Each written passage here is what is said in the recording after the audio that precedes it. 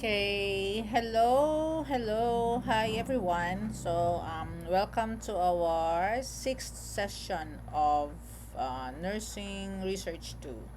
So, today we're going to talk about one of the most essential aspects of developing of developing a research instrument. So, that is validity, particularly self-evident measures like face validity and content validity.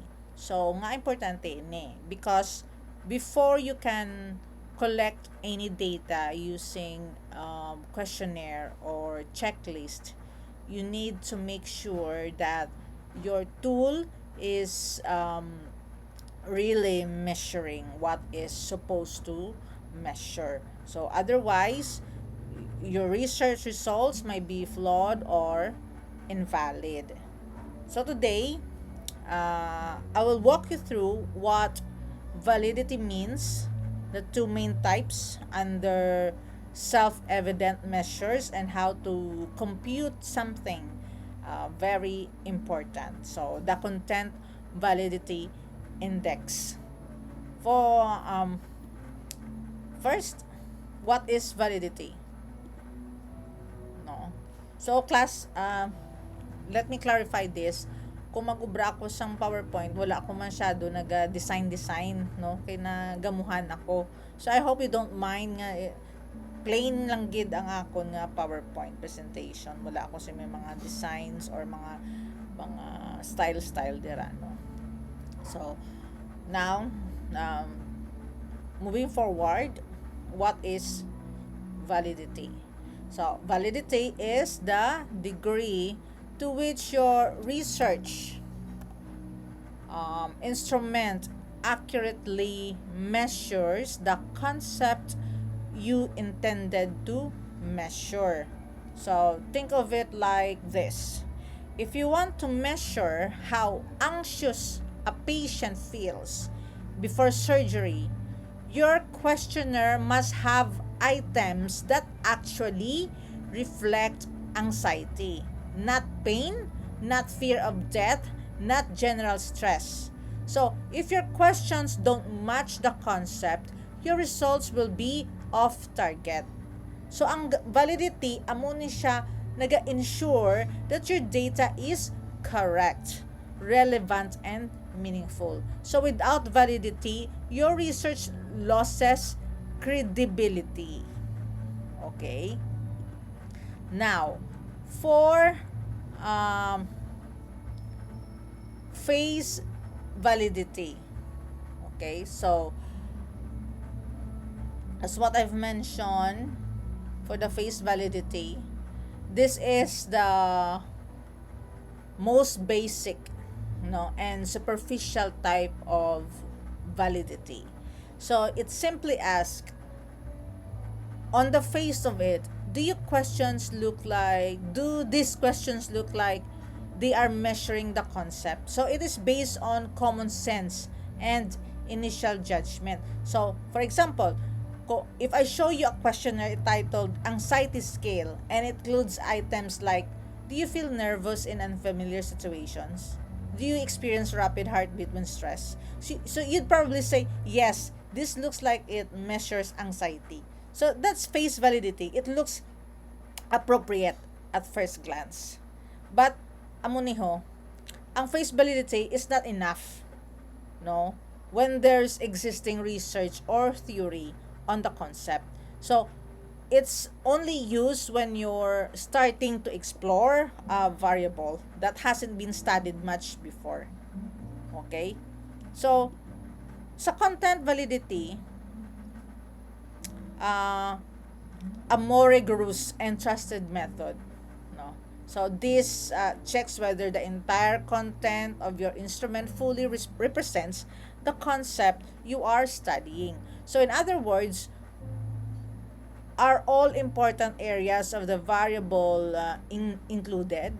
Did you cover all its dimensions? So example, Abby, let's say you're developing a tool to measure nursing competency. So that concept may include clinical skills, theoretical knowledge, ethical decision making, communication skills. So if your questionnaire only asks about theory, then it's not valid because it misses other key components of competency. So how do we assess content validity? 'Di ba? So by asking a panel of experts. So people with advanced knowledge in the topic or in tool construction. So you'll give your draft questionnaire sa 3 to 5 experts, Abby, and they'll judge each item. Is it relevant? Is it necessary? Is it clearly worded? So these expert ratings will help you quantify your tool's validity through what we call the content validity. Content Validity Index or CVI. Okay. So dati no naman mga nanligad may managa pa validate sa akon sang ilang nga mga questionnaires. So amo na diri na bilong ang by asking a panel of experts, no. So sila na malantaw kung relevant, kung necessary, kung clearly worded ang imo nga questionnaire. So it's not just one expert but it's 3 to 5 experts at least. So how as what I've mentioned kagina, how to compute CVI or content validity index. So let's begin into the math nga part. Simple lang ni, okay? So experts will rate each item no in your questionnaire using this scale. Kung mag-check na sila for content validity index, magamit sila sang scale na 1 is for not relevant, 2 somewhat relevant, 3 quite relevant, 4 highly relevant. So we're only interested in ratings of 3 or 4. That means that the item is considered valid by the expert. So ang step 1, item content validity index, this tells how valid a single item is. Okay? So number of experts who rated 3 or 4 divided by total number of experts. So example, you ask 5 experts to evaluate item number 1. So 4 them rated it as 3 or 4. Let's say abi sa questionnaire mo, number 1, item number 1. So gin-rate na sa mga panel nimo sa ma-validate sa imong questionnaire kang inang item nga na ang ilang nga mga pag-rate nag-range sa 3 to 4. So means to say that acceptable siya, no, considered siya nga valid by the expert. Okay, so acceptable nga CBI 0.78 or higher. So paano kita mag compute sini? CVI equals to 4 divided by 5 equals to 0.080. So it is correct, no? So acceptable siya. Kaya acceptable na CVI is 0.078 or higher. Okay. So sa step 2 naton sa scale content validity index, so this how valid your whole questionnaire is. So ang formula dere is scale content validity index, average of all CVI scores. So if you have 5 items and their I-CVI scores are 0.080, amo na be sa item 1, sa item 2 1.0, sa item 3 amo na be 0.085, sa item 4 0.90 and 0.95, then accepted tanan inang item. So makita nyo class, so per item no gina-validate bali ang per question nga ara sa questionnaire. So that's my example. So ang acceptable nga S-CVI is 0.090 or higher. Okay, so kung lower dira, the scale is not valid enough, so i-revise ang question. Okay, So, sa pag-compute pa lang sa validity, kung nubo siya, hindi siya valid. Kung nubo siya sa 0.090. Okay?